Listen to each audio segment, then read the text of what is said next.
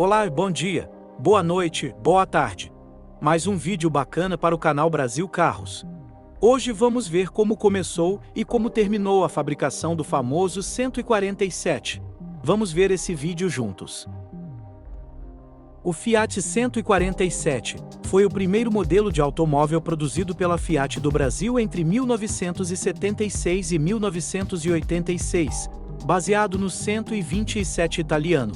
Portanto, é o carro que inaugurou a Fiat no Brasil e foi o responsável por começar a trajetória da marca no país. Em meados da década de 1960, a empresa italiana Fiat Automobili S.p.A. estudava instalar uma fábrica no Brasil. No final de 1969, a empresa adquiriu uma gleba na cidade industrial de Contagem para implantar inicialmente uma fábrica de tratores de esteira. A intenção da Fiat era participar da concorrência do Plano Nacional de Fabricação de Tratores de Esteiras, adquirida da Deutz. A gleba de Contagem foi aberta em maio de 1971. Com a fabricação de tratores Fiat Alice numa joint venture entre a Fiat e a Alice Motors, os primeiros rumores sobre a implantação de uma fábrica de automóveis da Fiat no Brasil surgiram em novembro de 1970. Durante uma visita de seus diretores ao Brasil, os governos de Minas Gerais e da Guanabara travaram uma batalha nos bastidores pela implantação da futura fábrica, com a Fiat buscando mais benefícios fiscais.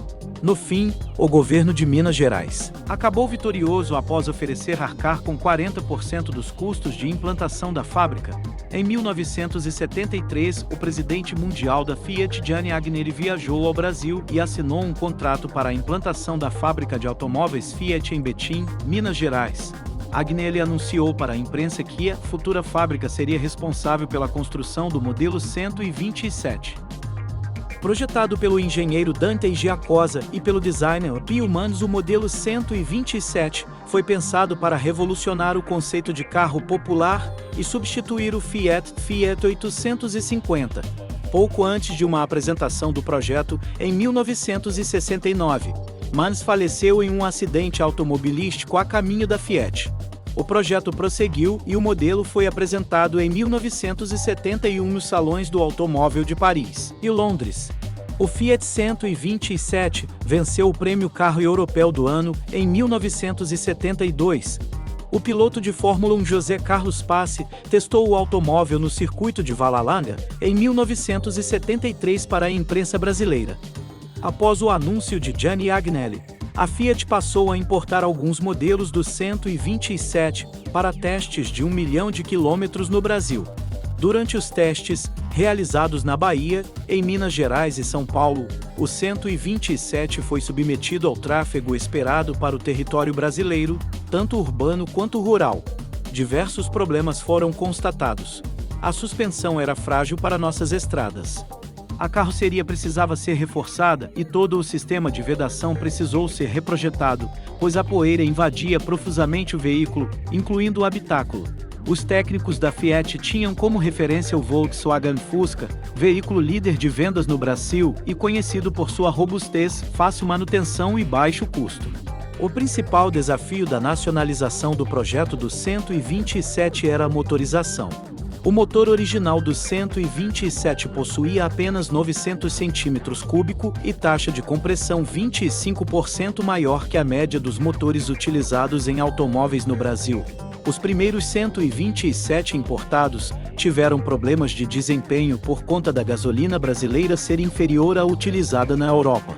Um novo motor passou a ser desenvolvido com 1049 cm, 3,47 horas p, enquanto o automóvel era reprojetado.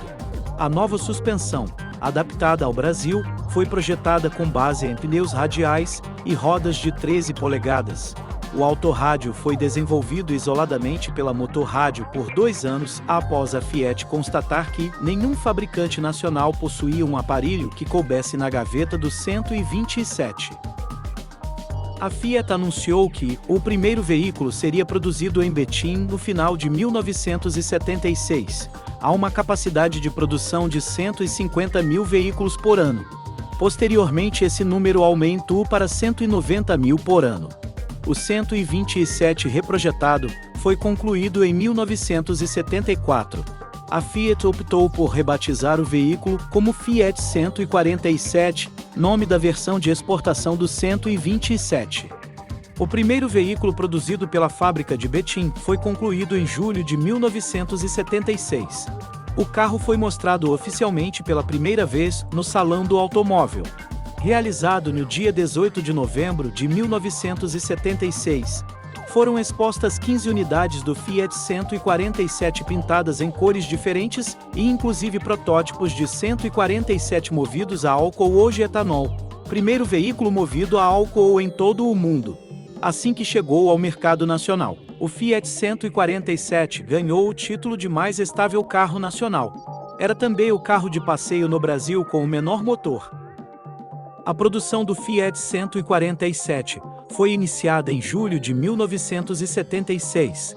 A expectativa do mercado de autopeças era que a Fiat se instalasse no ABC Paulista, local de 90% da indústria automobilística nacional até então.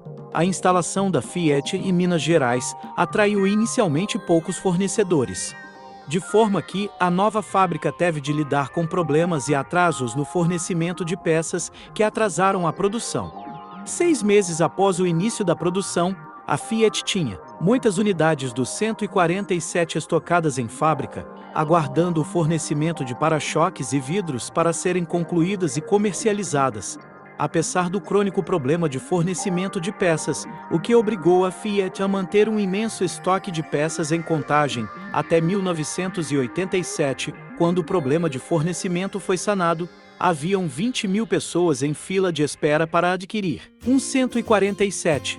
A Fiat afirmava que, até junho de 1977, atingiria o ponto de equilíbrio entre oferta e procura do 147.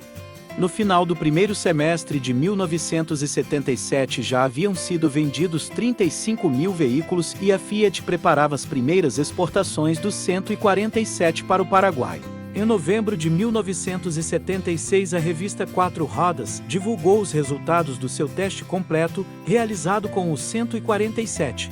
Considerado econômico e de suspensão estável, o 147 alcançou a velocidade de 136,3 km/h em sua melhor passagem, aceleração de 19,47 segundos de 0 a 100 km/h e atingiu uma média de 12,68 km por litro, a 85 km/h em estrada atingiu 14 km/h, enquanto que o consumo subiu consideravelmente a 130 km/h com 9 km por litro. O motor de 55 cavalos foi testado e, mesmo nas piores condições, apresentou funcionamento adequado.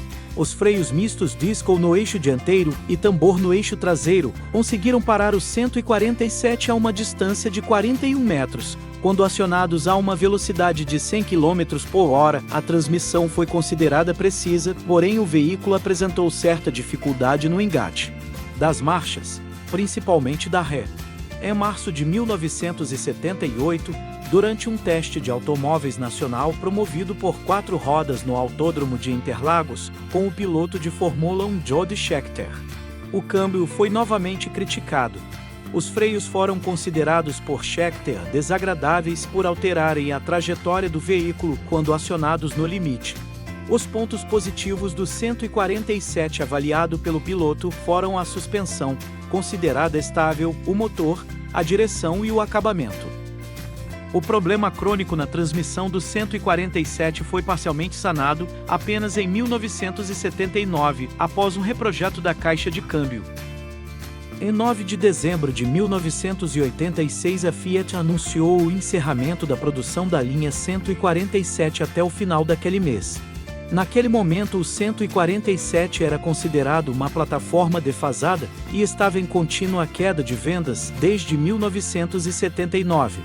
Enquanto que em 1979, o 147 representava 90,5% da produção da Fiat, em 1986 sua participação havia caído para 11,2%. Chegamos ao final de mais um vídeo. Chegamos de 147, e quem gostou do vídeo deixe um like e se inscreva no canal.